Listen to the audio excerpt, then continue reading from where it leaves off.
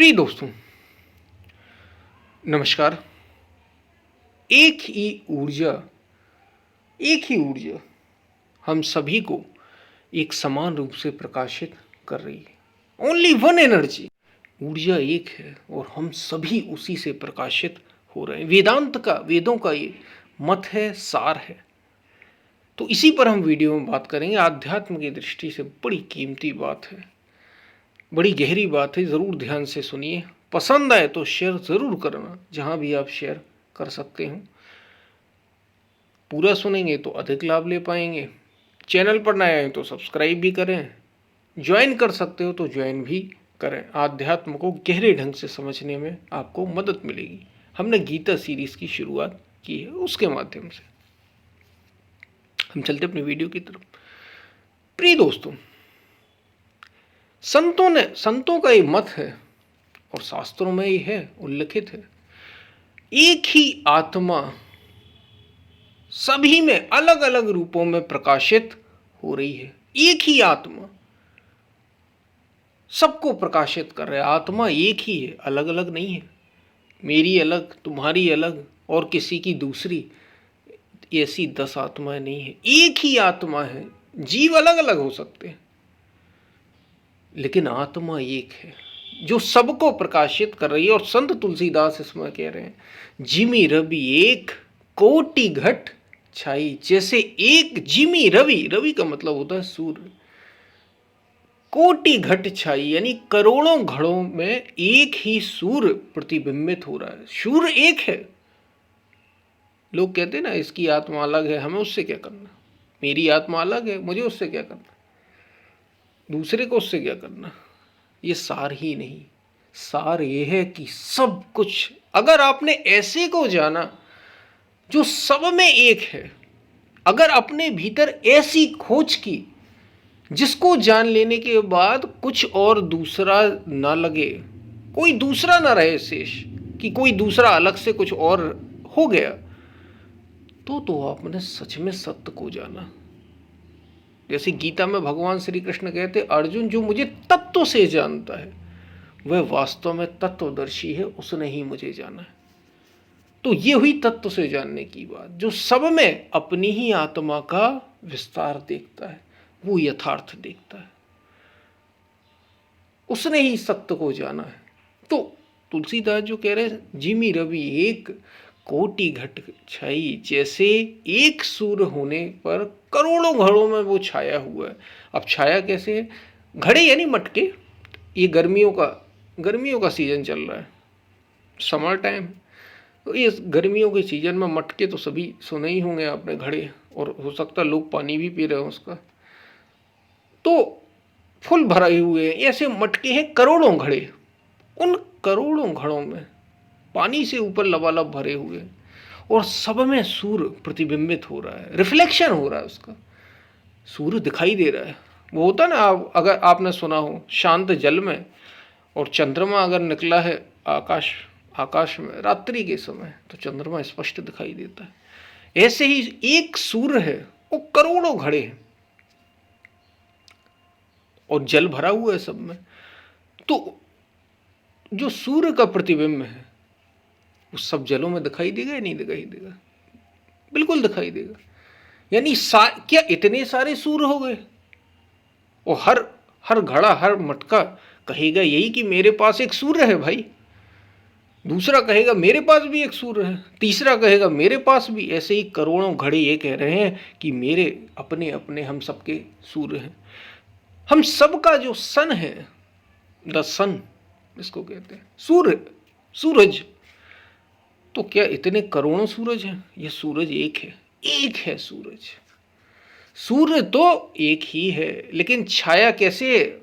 उसकी जो छाया है, उसका जो प्रतिबिंब है, उसका जो रिफ्लेक्शन है, वो करोड़ों घड़ों में एक समान पड़ रहा है।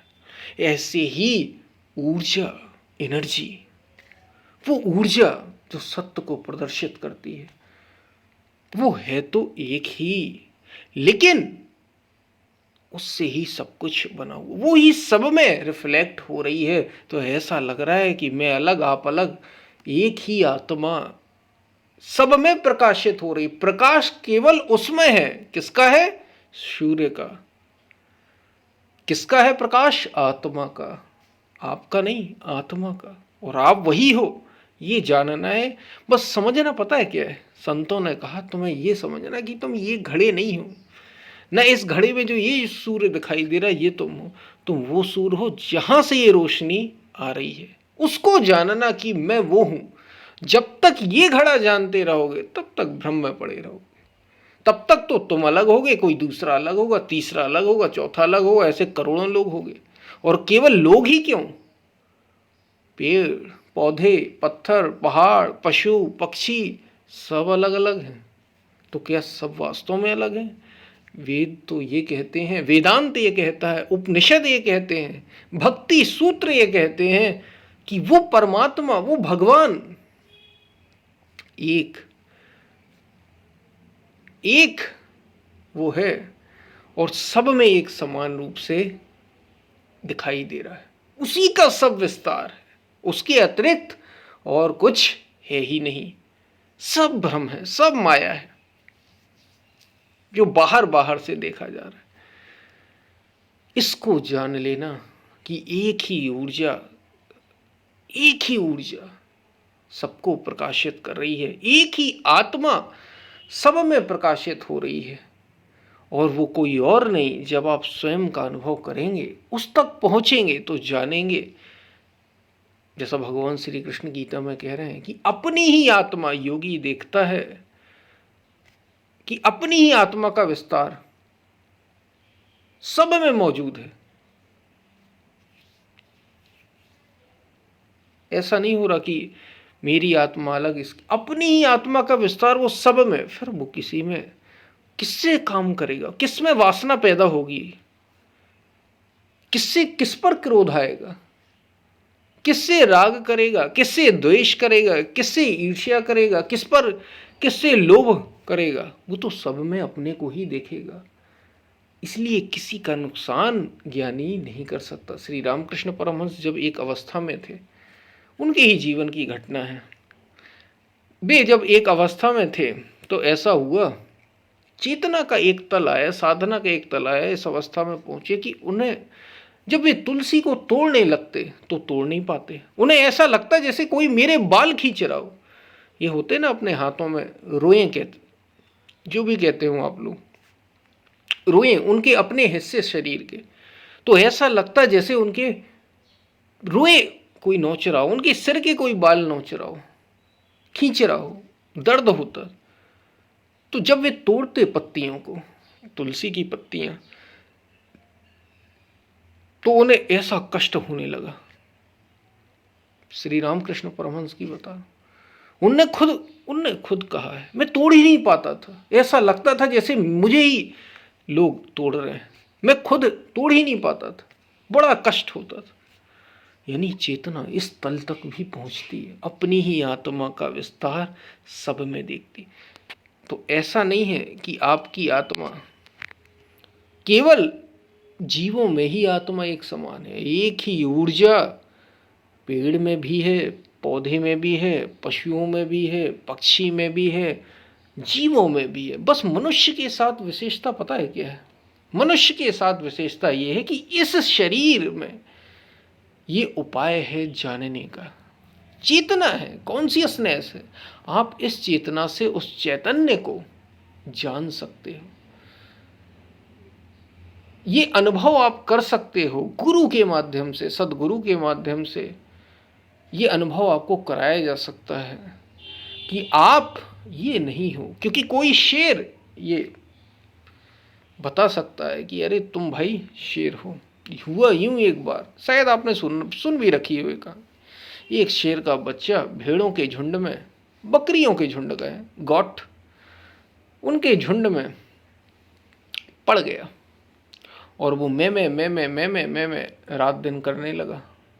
उन्हीं झुंड में वो बड़ा होता गया, धीरे धीरे धीरे धीरे। अब वो भेड़ें जहाँ जाती उनके साथ ही वो जाता है, जहाँ भेड़ें खाती उनके साथ ही वो खाता। वो भी भेड़ हो गया और भेड़ों को भी कोई दिक्कत नहीं, साथ चूँकि छोटे से रहा।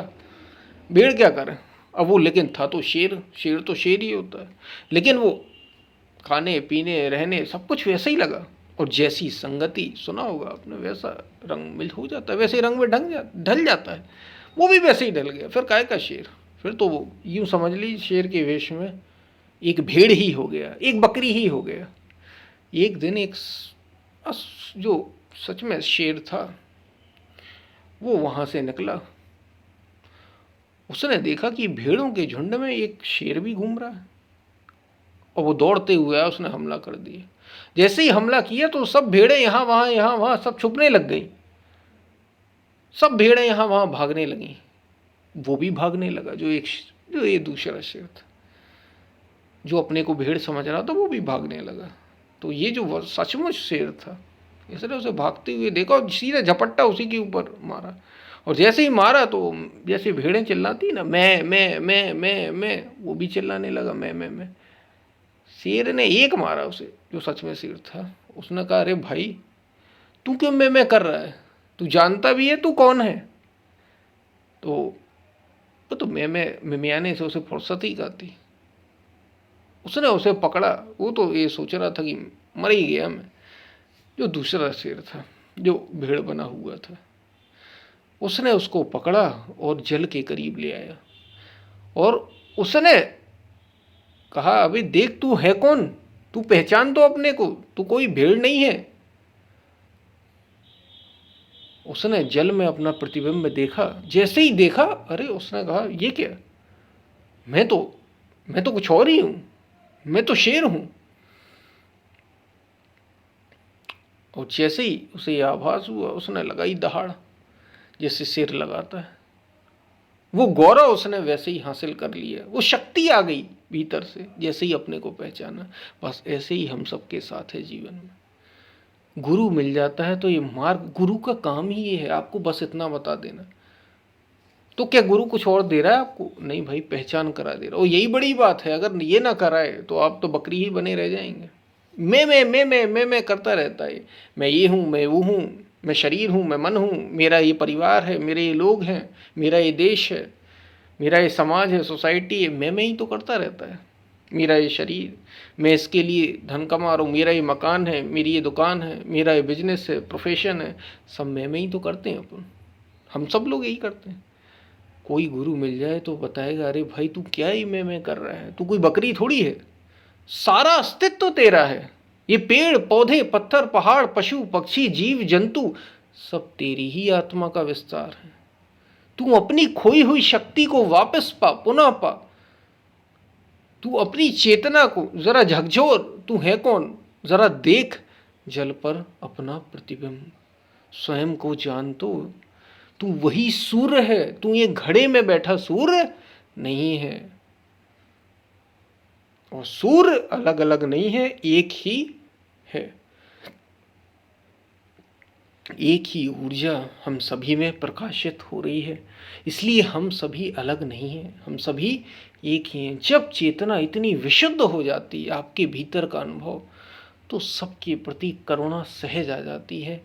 काम, क्रोध, लोभ, मोह, राग, द्वेष सब खत्म हो जाते हैं। क्योंकि ये दूसरे से ही तो थे। जब तक दूसरा मानते थे तभी तक किसी पर क्रोध था, किसी पर वासना थी, कोई स्त्री था, कोई पुरुष थी, किसी से लोभ था, किसी से मोह था। फिर कैसा मोह? दूसरा है ही नहीं। यही तो सार है। बात आपको समझ में आई होगी। हम फिर मिलते हैं, तब तक के लिए धन्यवाद। वीडियो पसंद आए तो शेयर ज़रूर करना, जिन भी सोशल मीडिया प्लेटफॉर्म पर शेयर कर सकते हो। और अगर आप ज्वाइन कर सकते हो तो ज्वाइन ज़रूर करना, ताकि आप आध्यात्म को और गहरे ढंग से समझ सकें। हम फिर मिलते हैं, तब तक के लिए धन्यवाद।